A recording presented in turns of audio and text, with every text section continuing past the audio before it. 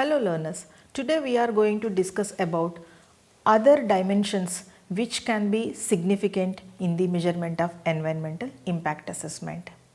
So mitigation measures and environmental impact assessment reports will come into the picture after auditing. The report should include the actions, steps for preventing, minimizing or bypassing the impacts, or else the level of compensation for probable environmental damage or loss. The main output report is called an environmental impact statement that contains a detailed plan for managing and monitoring environmental impacts both during and after implementation. The audit also serves a useful feedback and also learning function. The heart of the environmental impact assessment process is steps of impact prediction, evaluation, mitigation, and also we have already noted that the process is not linear. Indeed, the entire environmental impact assessment exercise is about the prediction.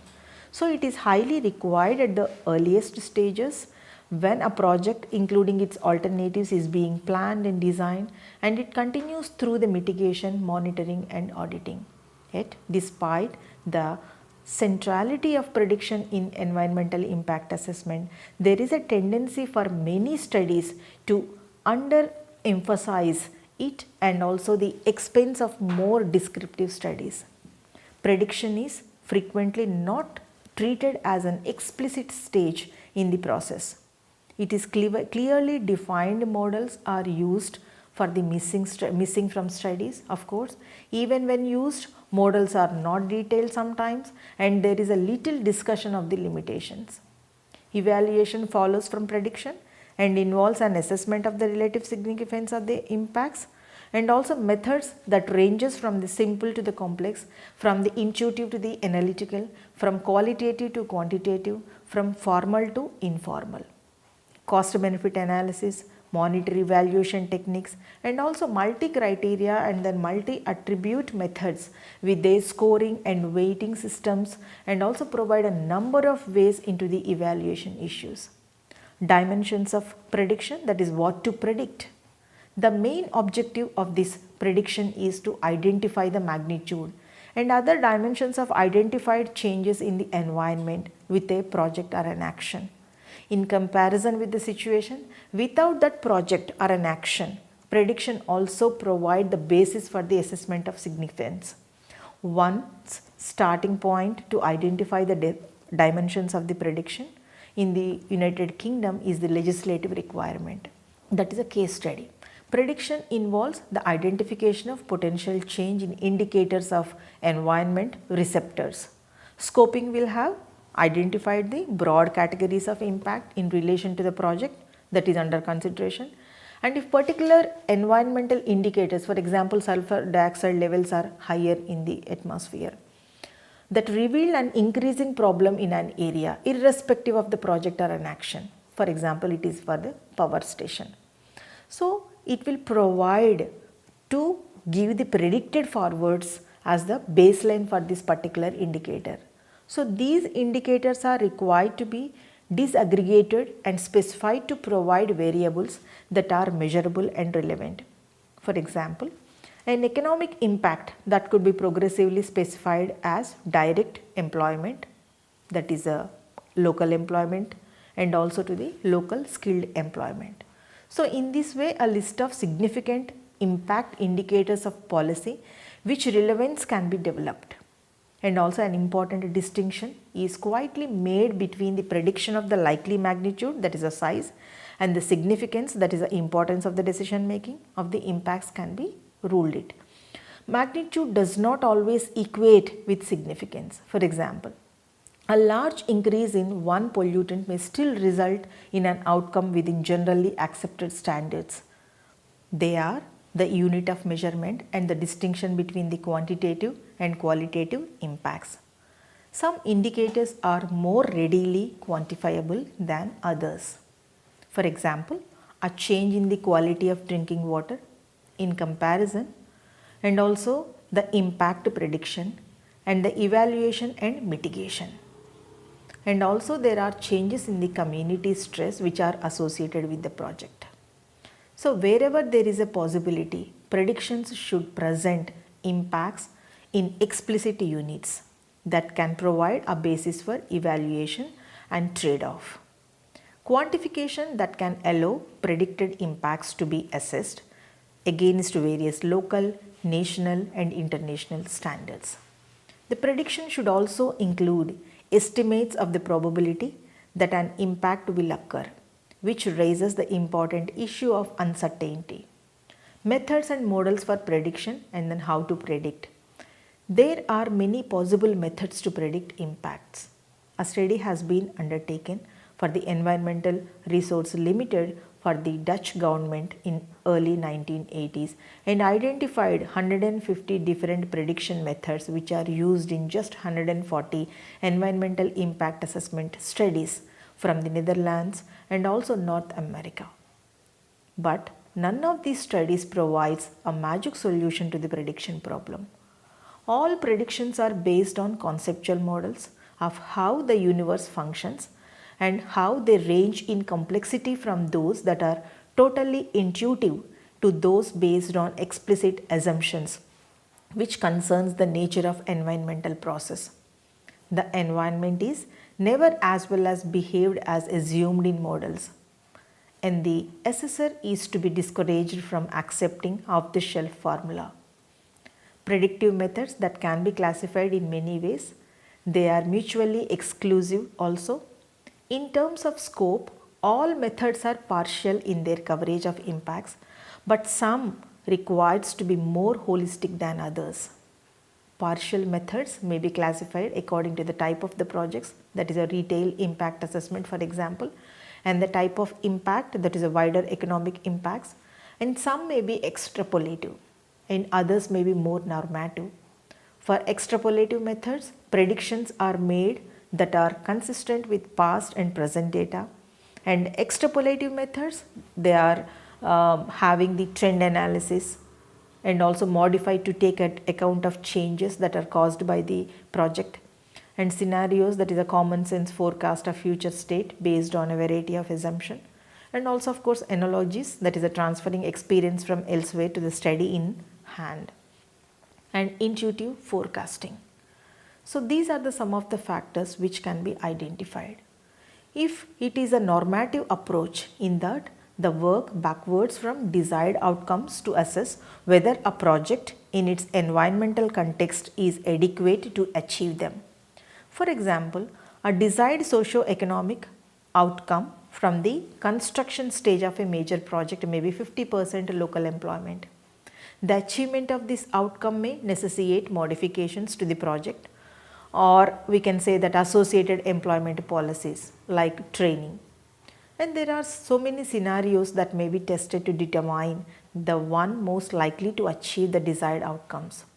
Methods that can also be classified according to their form as the following some types, or by adopting some case studies. So here we would like to discuss about some 6 types of model to give the examples.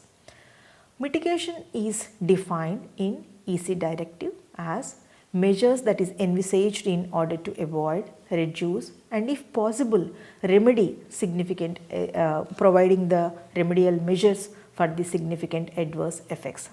And also US Council on Environmental Quality and also its regulations implementing, saying that National Environmental Policy Act that defines mitigation as a not taking certain actions that limits the proposed action and its implementation, whereas significant adverse effects are identified, that means described in that report, and also the measures to be taken to avoid, reduce or remedy those effects like site planning, technical measures or process selection, recycling and pollution control and treatment containment, that is a bundling of storage vessels, or we can say that aesthetic and ecological measures like mounding, design, color and landscaping, tree plantings and measure to preserve particular habitats or create alternative habitats, or recording of the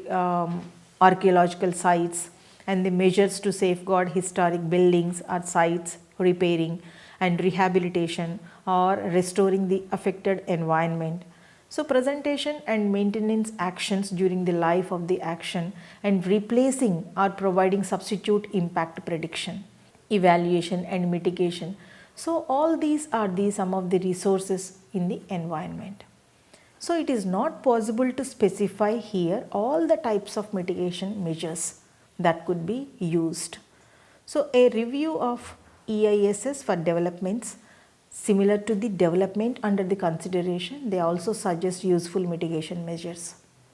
At one extreme, the prediction and evaluation of impacts that reveal an array of impacts with such significant adverse effects that the only effective mitigation measures may be to abandon the proposals altogether. So a less draconian and also more normal situation would be to modify aspects of the development action to avoid various impacts.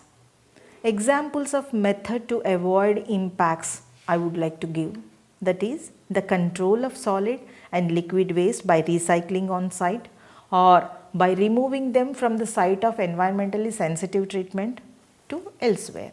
So the use of a designated lorry route we have to establish, and also daytime working only we have to, that means stipulate the time periods, and also to avoid disturbance to village communities from construction, that is a lorry traffic, and from the night construction work there should not be any disturbance, and also the establishment of buffer zones and the minimal use of toxic substances, and to avoid impacts on local ecosystems.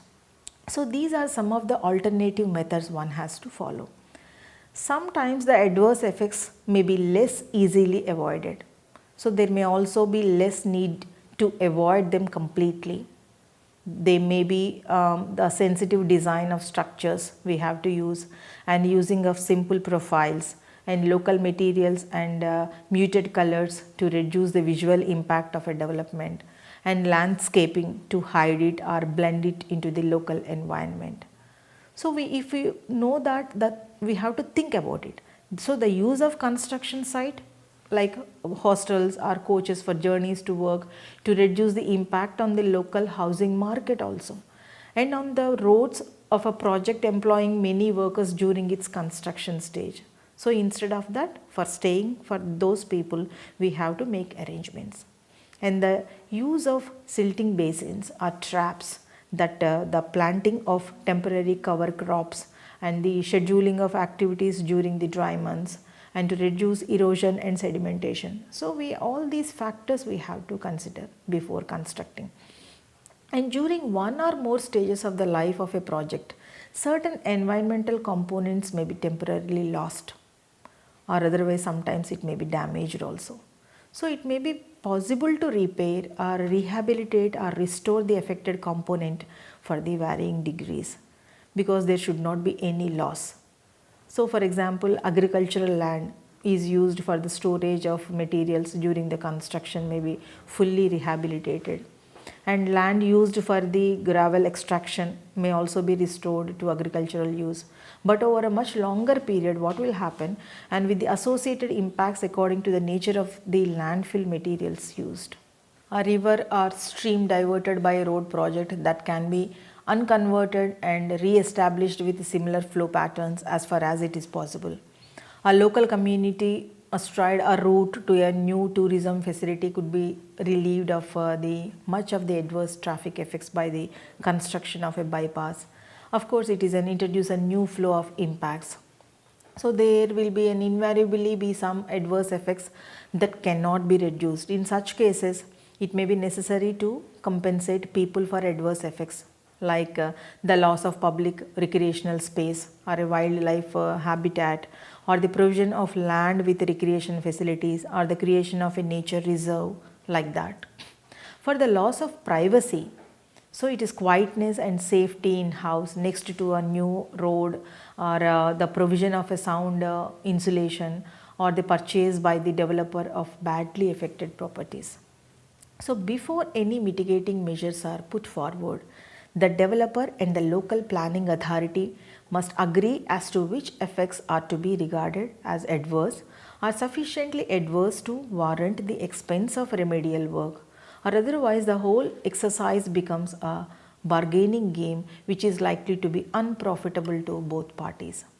So, planning permission frequently includes conditions requiring the provision of planning that gains by the developer to offset some deterioration of the area that is caused by the development.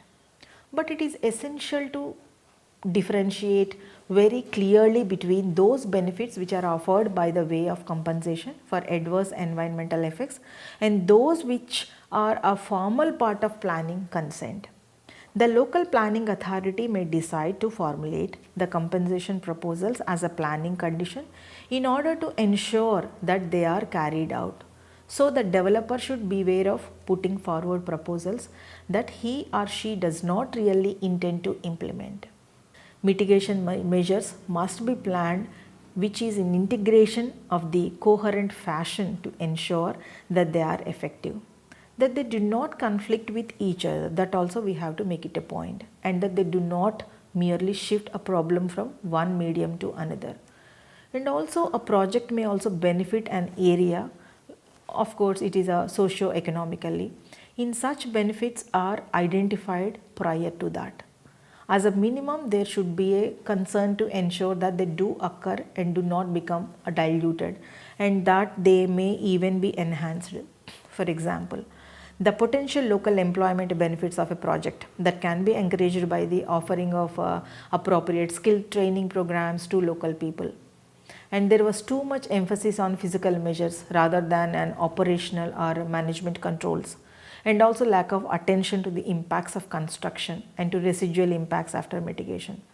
So, I've drafted a good practice guide that results from the research project that introduces the concept of the mitigation hierarchy, like avoid impacts at the source and reduce impact at the source, and abate impacts on the site and abate impacts at all at receptor site, and repair impacts, and compensate in kind of the impact, and compensate by other means, and also enhance. So, these things are there.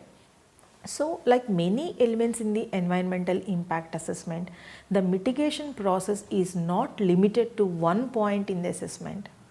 Of course, even though it is it follow logically from the prediction and assessment of the relative significance of impacts, it is a fact, it is an inherent in all aspects of the process. An original project design may already have been modified, possibly in the light of the mitigation changes that is made to earlier comparable projects, or perhaps as a result of early consultations with the local government or local people or the local community. So, the consideration of the alternatives, that is the initial scoping activities, that is the baseline studies and impact identification studies, that may suggest further mitigation measures. So, more in-depth studies may identify new impacts, mitigation measures, and also it will reduce the others. So, the prediction and evaluation exercise that will be focused on a limited range of potential impacts. Example of a section of a summary table for impacts and mitigation measures, impact mitigation measurements, and a level of significance after mitigation. So, these things we have to consider. So, the impact is 400 acres of the prime agricultural land would be lost from the country to accommodate a petrochemical plant. So, the mitigation measure is the only full mitigating measure for this impact would be to abandon the project. So, a significant unavoidable impact, we have to consider this one. If you will see that the impact is, for example, additional lorry and car traffic on the adjacent hilly section of the motorway will increase traffic volumes by 10 to 20% or above, and those predicted on the basis of the current trends. So, the mitigation measure over here is a lorry crawler lane on the motorway funded by the developer will help definitely to spread the volume, but effects may partially and also short lived. So, these are the things we have to consider. Another impact also I would like to mention over here. The project would block the movement of the most terrestrial species from the hilly areas to the east of the site to the wetlands to the west of the site, for example. So in that case, the mitigation, probably a wildlife corridor should be developed and maintained along the entire length of the existing stream that runs throughout the site. So the width of the corridor should be a minimum of 75 feet. So the stream bed should be cleaned of silt also and enhanced the thorough construction as well as the occasional pools. The buffer zone should be planned with native riparian vegetation, that is includes sycamore or and willows, that is significant unavoidable impacts as well as to avoid the less than significant impact. And next step is auditing in practice. So auditing is already developing a considerable variety of types. So it is a set of terms for 7 different points of audit in the standard environmental impact assessment process. That is a decision point audit by regulatory authority in the planning approval process, and a decision point audit that is also by regulatory authority in the planning approval process, and implementation audit that it is to cover to start up. It could be has scrutiny by the government and the public and focus on the proponent compliance with mitigation and other imposed conditions, or it may be a performance audit that is to cover full operation, and it could also maybe incorporate the government and public scrutiny, and predictive techniques audit that is to compare actual with the predicted impacts as a means of comparing the value of different predictive techniques, and also project impact audits that is also to compare actual with predictable impacts and to provide feedback for improving project management and for future projects. And procedure audit, that is the external reviews or of the procedures that are used by the government and industry during the environmental impact assessment process. And also these terms can also do overlap sometimes. So the focus here is on the project performance and the implementation audits. So whatever it is the focus, auditing faces a number of major problems. So many researchers identified that it often contain a very testable predictions that may only relate to relatively minor impacts. So environmental parameters that are monitored may not correspond with those with the which predictions were already made. So monitoring techniques may not enable predictions to be tested because inter alia time periods and as well as locations do not match. There are too few examples are there. So projects are almost always modified between the design used for environmental impact assessment and also in practice. So monitoring data provided by the developers or project proposers, they may possibly be biased towards their interest. Dear learner, so far we have understood about different measurement techniques of environmental impact assessment. I would like to conclude here, that is the impact prediction and the evaluation of the significance of impacts are normally constituted a black box in environmental impact assessment studies. Intuition that is wrapped up as an expert opinion that cannot provide a firm and defensible foundation for this important stage of the process. So various methods that are ranges from simple to complex are available to the analyst, and these can help to underpin analysis. Mitigation measures come into play particularly at the final stage. However, the increasing sophistication of some methods that does run the risk of cutting out key actors and especially the public from the environmental impact assessment process. Monitoring involves the measuring and recording of physical, social and economic variables which are associated with the developmental impacts like traffic flows or air quality, noise and employment level, all these things are concerned. So I hope you will be definitely benefited with these measurement techniques of environmental impact assessment. Thank you.